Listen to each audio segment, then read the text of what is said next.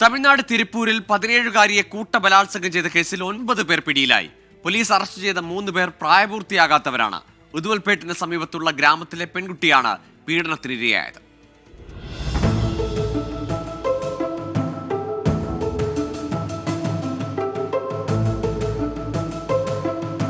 മുത്തശ്ശിയുടെ കൂടെ താമസിച്ചിരുന്ന 17-കാരിക്ക് കഴിഞ്ഞ കുറച്ചു ദിവസങ്ങളായി ശാരീരിക പ്രശ്നങ്ങളുണ്ടായിരുന്നു.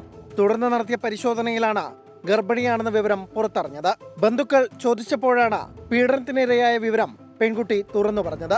തന്നെ ഭീഷണിപ്പെടുത്തി തട്ടിക്കൊണ്ടുപോയി പീഡിപ്പിച്ചുവെന്നാണ് പെൺകുട്ടി ഉദുമൽപേട്ട പോലീസിൽ നൽകിയ മൊഴി. പരാതിയുടെ അടിസ്ഥാനത്തിൽ ജയകാളീശ്വരൻ, മദൻകുമാർ, ഭരണികുമാർ, പ്രകാശ്, നന്ദഗോപാൽ, ഭവഭാരതി എന്നിവരെയും പ്രായപൂർത്തിയാകാത്ത 3 പേരെയും പോലീസ് അറസ്റ്റ് ചെയ്തു.